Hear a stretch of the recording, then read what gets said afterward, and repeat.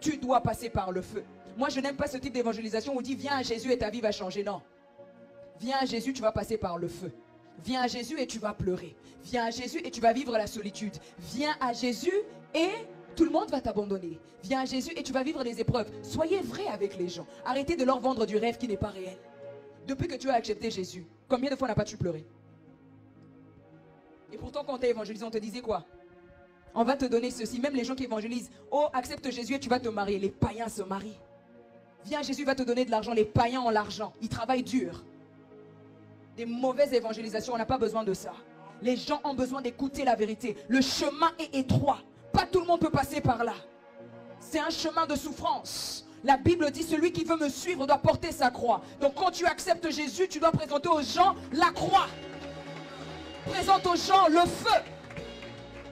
Présente aux gens la forme qu'ils auront après le feu. Ne dis pas aux gens, tu acceptes Jésus et tout est fini. Non, lorsque tu acceptes Jésus, c'est là où tout commence.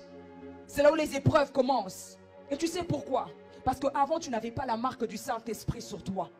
Tu étais dans le camp du diable. Il pouvait jouer avec toi, faire tout ce qu'il voulait. Mais une fois que tu acceptes Jésus, tu deviens son ennemi. Tu as la marque du Saint-Esprit. C'est tout à fait normal que tu passes de tentation en tentation, d'épreuve en épreuve. Il y a des personnes, j'ouvre une parenthèse, qui vont me dire, plus je me rapproche de Dieu, plus je suis tenté.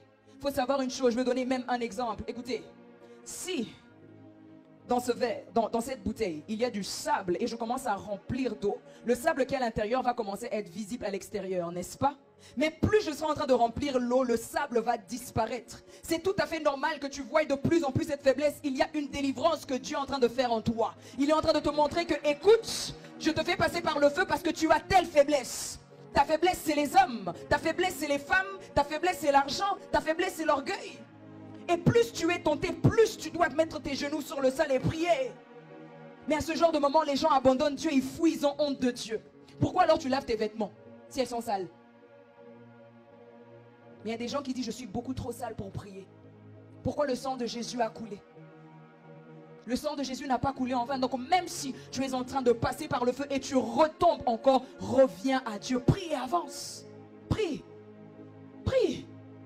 Il y a des personnes ici, vous avez tellement honte de Dieu. Tu peux me donner le nombre de péchés que tu as eu à faire cette année. Dieu n'est pas dans ça. Dieu ne regarde pas ça. Tu vois ce qui intéresse Dieu? C'est que tu puisses avoir la forme qui lui plaît. Que tu sois une source de bénédiction et que ton témoignage serve de leçon à toutes les personnes qui viennent à Christ. Donc le fait de me parler de tes péchés, ça ne me fait ni chaud ni froid, ni même au Créateur qui t'a créé. Raison pour laquelle je suis contre toutes les personnes qui aiment juger les gens. On a tous une histoire avec Dieu. On veut aller de gloire en gloire et avoir la forme qui plaît à Dieu, aller dans la perfection. On doit dire aux gens la vérité. Les gens sont flattés dans l'église de Dieu va te bénir, Dieu va t'élever. Avant tout ça, le feu. Parce qu'aujourd'hui, vous attendez seulement qu'on vous dise, ah, toi, je vois, Dieu va te bénir. Oui, mais avant que Dieu te bénisse, il y a le feu. Dieu doit travailler encore par le feu. Ces choses ne vont pas arriver comme ça. On ne veut pas cet évangile qu'on nous présente, cet évangile de facilité. C'est des mensonges. Et c'est à cause de ce genre de message que les gens fuient l'église parce qu'ils se rendent compte que ce qu'on les a présenté n'était pas réel. Moi, je vous dirai la vérité, marcher avec Dieu n'est pas facile. Il faut porter ta croix tous les jours.